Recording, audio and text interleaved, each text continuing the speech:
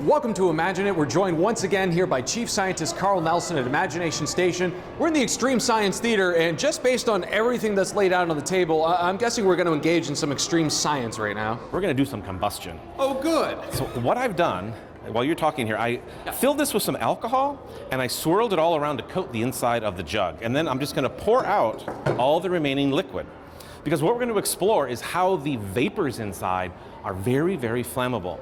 And if we were to ignite the liquid, basically we'd probably end up melting the jug. And that's not what we're going for. We want to see what happens when those vapors, which are highly volatile, they're turning into a vapor, when they combust. So I think that's probably pretty good there. And that'll probably go up quicker than the whole liquid versus gas thing, as opposed to the vapors going on there? Yes, exactly. Well, we're going to light the vapors, and then they're going to combust, and we're going to just kind of observe. And I'm going to give this to you. Let me get this lit for you. And so the vapors are all sort of up here near the top. So you're just going to take that stick and sort of bring it to the top. Move this out of the way. Cap this guy. Go ahead and bring him in. And you may have to come in kind of from a high angle. Whoa! Okay, now that was 95% ethyl alcohol. Okay. So now we're going to compare that with some rubbing alcohol. This is 70% rubbing alcohol or isopropyl alcohol. Okay. So we're changing a couple variables here. We're changing the alcohol, and we're also changing sort of the concentration, if you will.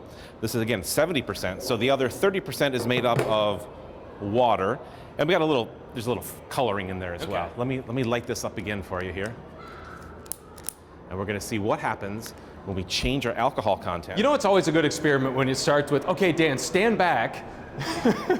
But yes, safety always. So here we go.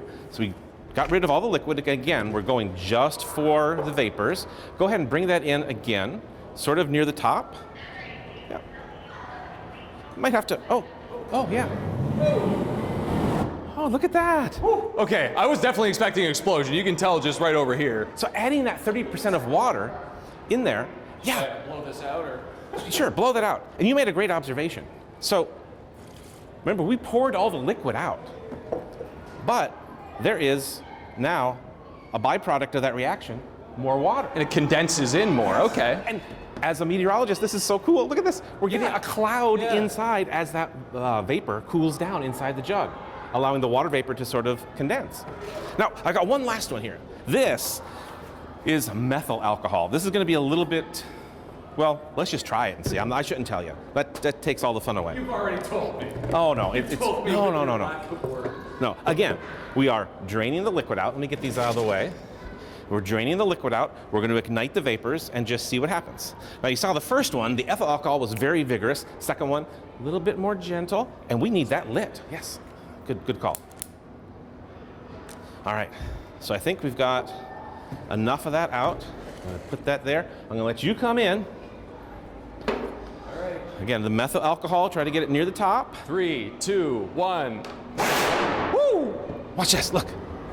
It's still going, like it's sputtering like a car engine or something. Check out this video behind you. So I did this on our high-speed camera, and the beginning part, we get lots of cool flames, whatever. That's neat.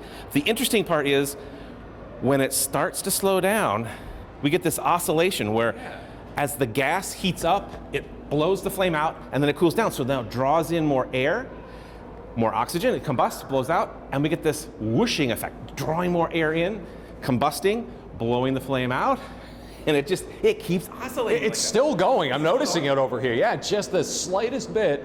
Now, how hot would that actually be right now? I'm not going to put my hand over it or anything, but it's not that hot. I mean, you can hold the jug. It's warm to the touch, but we could even get a bonus experiment by putting your hand and sealing it on top, and as that a little more condensation going, I'm noticing on the sides. As the air inside begins to cool, it might be hard to see, but the jug will begin to collapse. Oh, yeah. As we get an imbalance in air pressure. Oh, yeah. So it's like we got condensation, we got air pressure, we got combustion.